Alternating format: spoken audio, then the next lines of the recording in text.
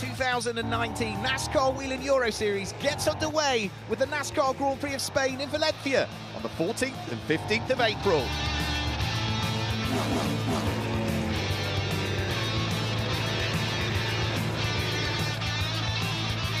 Last year, fans flocked in their thousands to soak up the sun and see some pure racing, some NASCAR racing.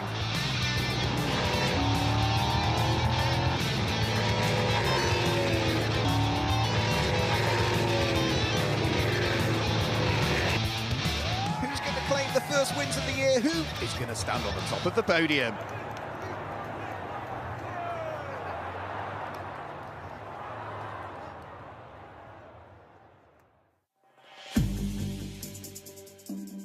Welcome along to Valencia to Circuit Ricardo Tormo for rounds 1 and 2 of the 2019 NASCAR Whelen Euro Series. This circuit has held the season opening rounds since the 2014 season and always brings in the crowds to enjoy the sunshine and some pure NASCAR racing. There'll be 4 races over the weekend, 2 for Elite 1, which is for pro drivers, and 2 for the Elite 2 drivers, which are the young and the amateur drivers.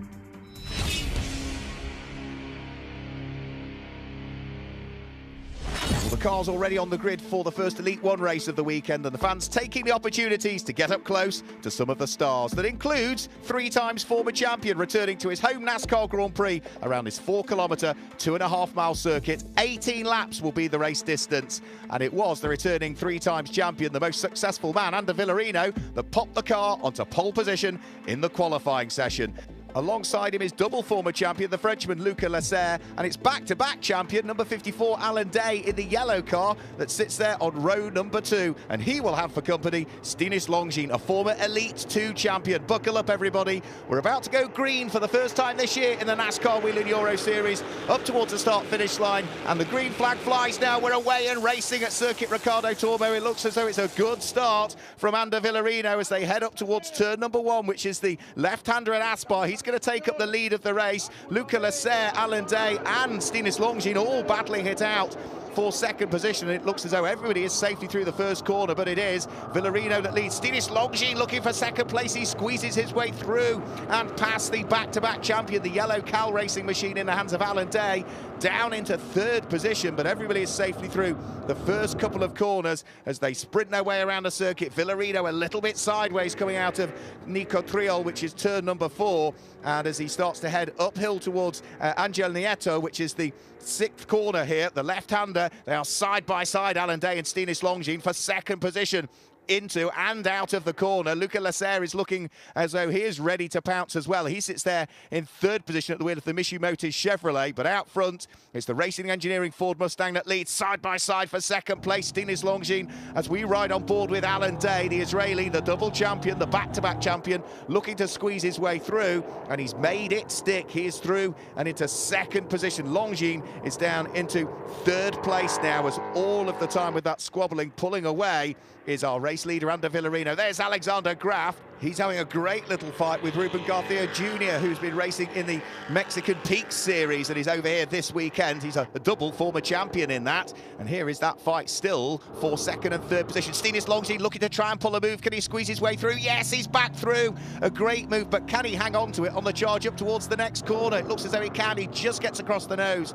of Alan Day, and that puts the PK Car Sport Chevrolet in the hands of the Belgian driver, now back up into second position. It's another great fight that's going on as well. Runner-up in last year's champion, the Frenchman, number 3, Fred Gabion, for RDV competition, fighting away with the junior trophy champion from last year, Loris Hazemans, and it looks as though Hazemans has got the inside line as they head up towards turn number 2, which is Dewan, and there's not a great deal the Frenchman could do about that. Great little squabbles all the way down through the order. Even behind them, Francisco Cini is busy squabbling away with Christophe Bouchou, and trying to get in on the mix as well is the number 32 car in the hands of ex-Formula 1 world champion and, of course, Champ Car champion and Indy 500 winner, Jacques Villeneuve, who is joining us for the 2019 season. Can Bouchou, Formula 1 winner, squeezes way at the inside of Francisco Cini. Yes, the Deck Sweat DF1 machine goes through to take up the place. And now, all of a sudden, at the front, it looks as though Ander Villarino has been caught. Stinis Longines is right with him. Wherever you look, there are battles going on. Alexander Graf under pressure. Francisco Cini has got Jacques Fielder trying to squeeze his way up the inside. A great move as he dives on the brakes as late as he possibly can. Takes the place away. Ander Villarino still in the lead of the race. He is the most successful driver ever in the NASCAR Whelen Euro Series. 3 times a champion, already with 20 wins under his belt. And this is going to be win number 21 of his career and his 5th victory at his home NASCAR Grand Prix of Spain. Villarino comes through to claim the win with Stinis Longines in 2nd place and Alan Day completing the top 3. So Ander Villarino heads towards victory lane. Let's hear from our winner. I've been lucky. Luckily, we have continued to keep the pace. We have won the race. That's fantastic for me. It's my 5th win in Valencia in Euro NASCAR. My 8th win in every series I've raced here. Thanks to the racing engineering team. They've done a very good car. Even if at the end I couldn't, some turns it was very tough, but I'm extremely happy. Thanks to the team, thanks to Euro NASCAR for allowing me to come back. I'm more than happy in this championship, and I don't know what it will be tomorrow, but now I'm the happiest man on earth. Great to hear from the winner as he celebrates on the top step of the podium here at Circuit Ricardo Tormo with Stinis Longines and Alan Day.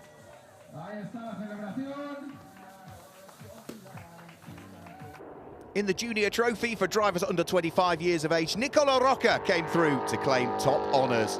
And in the Challenger Trophy for bronze and silver graded drivers, it was the Finnish driver Henri Tuomala that came through to take the win. Year on year, the crowds flock in their thousands to Circuit Ricardo Tormo just outside of Valencia to enjoy not just all of the on-circuit action, but all of the other entertainment that goes on off-track as well. And that theme continues as we travel around Europe.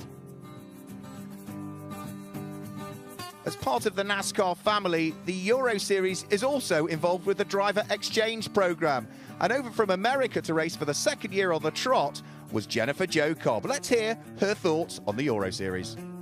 It's a true dream to be able to come overseas and race, and the NASCAR Whelen Euro Series gives so many opportunities for not only European drivers to be introduced to NASCAR and possibly to come race in the U.S., but we're trying to show U.S. drivers how fun it is to race in Europe. So I'm very grateful and very excited. And of course, Valencia is my only NASCAR Whelen Euro Series track. So coming back and having some familiarity, it's really, really fun.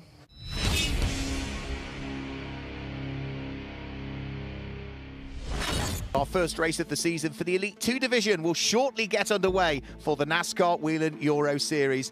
And in changes to the regulations for this year, they will have a slightly shorter race, 15 laps for the Elite 2 division, but they got an extra 10 minutes of qualifying. And in that qualifying session, it was the American driver Myatt Snyder, who's a regular in the NASCAR Gander Outdoors Truck Series, that qualified on pole position. Alongside him on the front row of the grid is where we see the Swiss driver Giorgio Maggi, and it was another American, Andre Castro, who was joined by Martin Dubeck on row number 2. So we're about to get the Elite 2 division underway for the first time this year. Buckle up, everybody. We go green as the cars charge their way over the start-finish line and up towards the left-hander at Aspar for the first time. There's number 90, Scott Jeffs, a new British driver in the championship this year, racing for Brax, but it is Myatt Snyder that leads the race. Andre Castro is coming back, though, on the brakes as they head up towards Dewan for the first time. A little bit of nudging further back down through the field, but everybody is still safely through the first couple of corners. And sideways coming out of turn number 4, Myatt Snyder really lit up the rears there, which has allowed his fellow countryman Andre Castro to try and squeeze his way through, and he has. He's taken the lead of the race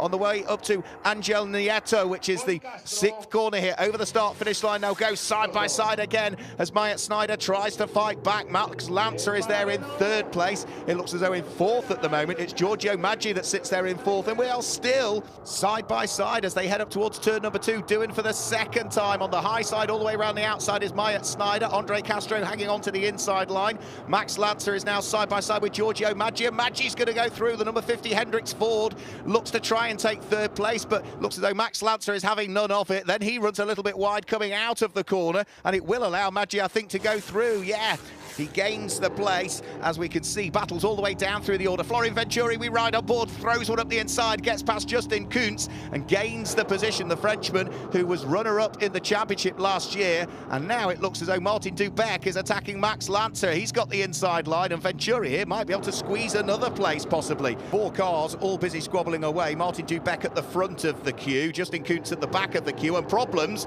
at turn number 14 as spin and as contact, and that is Jesse Vartian and Freddie Hemberg that got together. They bring about the safety car, which peels its way into the pit lane once the incident is cleared, and we get the race back underway once more, almost 3 wide this time, heading up towards the braking area for Aspar, the very fast left-hander, and Max Lancer is under attack here as Bert Longines, returning to the championship, finished 6th in the Elite 1 division a few years ago, looks to try and squeeze his way through. A bit of bumping and boring further back, but nothing untoward, and it does look as though at the moment everything is well and truly under control for Andre Castro as he works his way up towards the braking area for turn number 14 for the final time, and Myatt Snyder looks up the inside. There's contact between the pair of them, and Giorgio Maggi is perfectly placed to sneak his way through past the 2 Americans and claim his first ever win in the NASCAR Whelen Euro Series. He might not have led for long, but he led for the important part. Vittorio Gorelli comes through and finishes in 2nd place from 12th on the grid, and Martin Dubec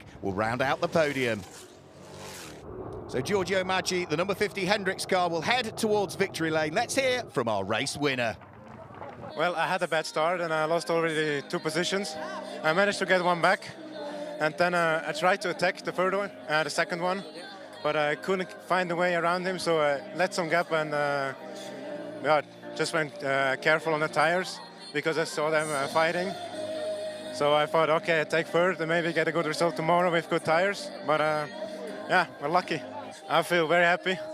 Well, it was a little bit of luck, but at the end it worked out. Win is a win. Happy-looking drivers on the podium, but the happiest of all is first-time race winner Giorgio Maggi. As well as claiming the race win, the rookie trophy also went to Giorgio Maggi as he's in his first year of racing. The legend trophy went the way of the Michi Motors car of Mirko Schultes, and the lady trophy went the way of Ariana Casoli.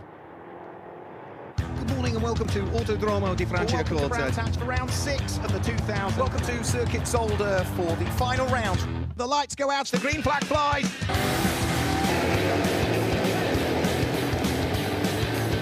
It's all very tight up towards turn 1. Oh, it's close and there's contact. They're side by side.